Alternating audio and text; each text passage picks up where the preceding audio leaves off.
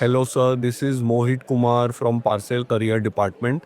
Your iPhone 16 Pro Max parcel is out for delivery today. I didn't order an iPhone 16 Pro Max. Actually, sir, someone sent this as a gift and asked us not to reveal their name. What?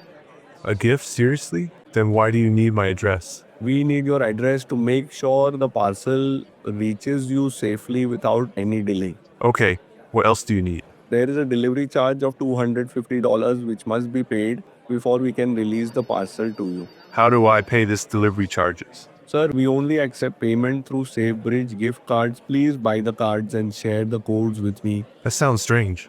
Why SafeBridge gift cards? This is a standard procedure for this feels like a secure deliveries. scam. If payment is not made today, the parcel will be returned to sender. I'm ending the call now. Sir, please act fast. Time is short or you will lose your parcel forever. No, this is a scam.